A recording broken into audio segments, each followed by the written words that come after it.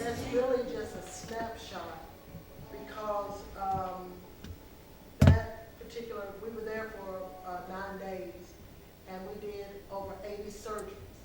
Most of the patients that we performed the surgeries had broken legs, some amputations we did because they had no access for a long time and infections had set up. So we amputated arms, we amputated legs.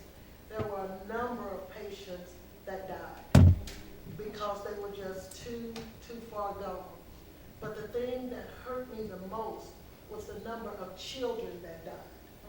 We delivered 9 babies, but there were 13 children that died, and the majority died from dehydration. They just didn't have enough to drink because there was such a hard time to get medical supplies. And I remember when I got there, and we weren't of the best conditions because some of the tents you saw, that's where we lived. But you have to understand when you are doing God's work, you don't complain. Because he continues to be Jehovah Jireh, our provider. And we had gone there for work. And once again, it wasn't about us. It was about helping those who need. Because I knew in 9 days I would be gone. But they would be there for the rest of their lives. And so anything that I could do, God, that would let them see you, then that's all that's important to me. Because it's about doing your business. Because people won't always hear a sermon, but they all can see it. And so we have to align ourselves that we do what God tells us to do and not complain about it. We have to get to the point that we stop talking about what we're going to do. And just like I need people to tell me, right there are people here that need something. Why do you go out of the country? Why don't you stay here and help people here? My question to you is, what do you do? All right.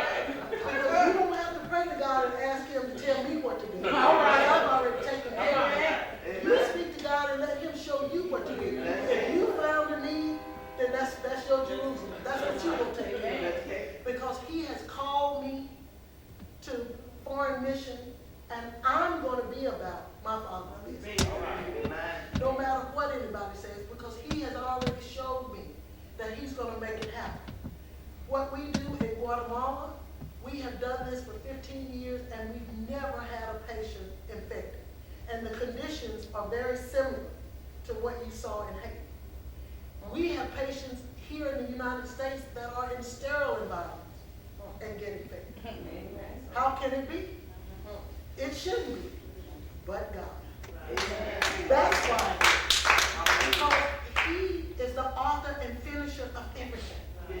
And once we understand that his hand is in it, then all we have to do is what he tells us to do. And so I'm just grateful to God that he allows me to be a part of his will and to be a part of his work.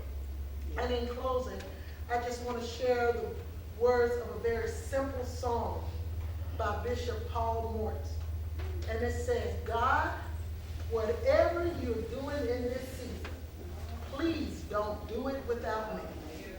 You see, all I want to do is serve him. He has taken such good care of me and brought me up and brought me through. And that's my reasonable service. So I thank you so much for allowing me to come and share.